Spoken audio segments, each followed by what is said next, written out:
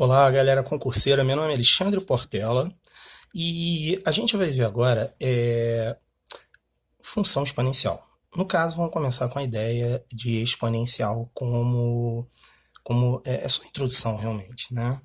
Então, para você poder entender uma equação exponencial, você vai ter que conhecer principalmente as potências, certo? E para conhecer potência realmente, você sabe que você tem uma coisa chamada base, que ela tem um expoente, perfeito, que ela está elevada, e o resultado disso é a potência. É muito comum a gente chamar o resultado da operação pelo seu nome. No caso, o resultado da operação exponenciação é a potência. Perfeito? Então, por exemplo, se eu digo a você que você tem 2 elevado à quinta, o que você tem aqui é 2 vezes 2 vezes 2 vezes 2 vezes 2, e isso é igual a 32. Entenda, 2 elevado à quinta quer dizer que eu estou multiplicando 2 5 vezes, tá? E isso é uma forma didática de explicar o que é a potência, porque potência, na realidade, ela é uma operação. Potências são operações. E aí, sendo operações, elas têm que respeitar aquelas regras básicas de operação, né? Ou seja, as propriedades básicas de operação, comutatividade, associatividade, lararirarará. Então, dentro dessa ideia de exponenciação, você tem que respeitar o elemento neutro, tá? E a operação do elemento nulo, né? Então, por exemplo, quando você tem o expoente nulo, né, você tem lá uma base b elevada a zero, qualquer número elevado a zero é sempre igual a 1. Então, independente de quem seja o número que você tem, por exemplo, se você tiver lá 10.000 elevado a zero, o resultado é 1. Se você tiver menos 5 elevado a zero, o resultado é 1. Se você tiver aí logaritmo de 3 na base 100, tudo isso elevado a zero, o resultado disso é igual a 1. Então, o expoente nulo, ele transforma o resultado em 1. Beleza? É impossível você pegar e ter um expoente que vai zerar o número, entendeu? A não ser que ele seja o próprio quem? Zero. Tanto que você tem que tomar um cuidado com isso aqui, que é o seguinte: zero elevado a zero, ele não se define. Essa droga não existe, perfeito? É indefinido, tá? Então, zero elevado a zero não vai existir, tá certo? Então, não existe uma forma de você pegar, por exemplo, um expoente e tentar transformar o resultado em zero. Isso é impossível. Você tem o que a gente chamaria de elemento neutro, que é pegar uma base, elevar a 1, e você tem o próprio valor, P. Perfeito? Então, se você tem, como eu te falei lá, sei lá, menos 301 e eleva a 1, o resultado disso é menos 301, porque ele é o elemento neutro. Ele não faz nada. Ele não altera em nada o teu resultado. Beleza? Independente que você tenha lá A elevado, no caso, a 1, o resultado disso é o próprio A. Como eu disse para você, ele não altera o resultado em nada. Perfeito? Tudo bem aí?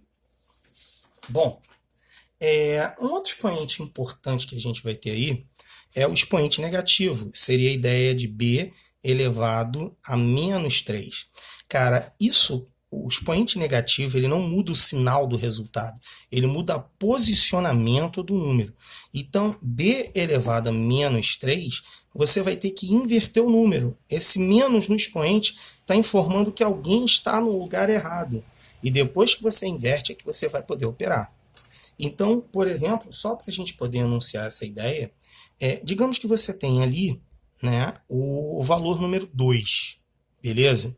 Então, digamos que você tem aí 2 elevado ao cubo, você sabe que isso daqui é 2 vezes 2 vezes 2, que é igual a 8. Perfeito?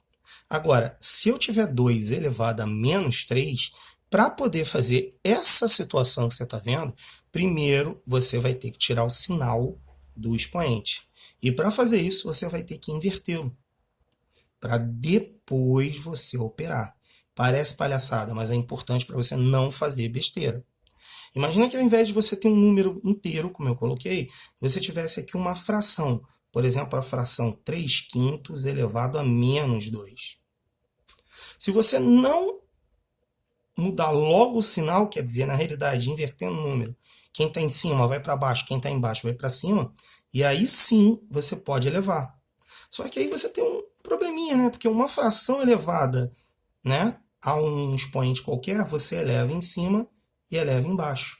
Então você vai ter 25 nonos. Então reparou que você pode ter problemas em virtude dessas operações. Então toma cuidado aí, que seria a próxima ideia, se você tiver uma fração, né, A sobre B elevado a um expoente qualquer, é a mesma coisa que você fazer A elevado a E e B elevado a E. Beleza? Você pode separar essas situações.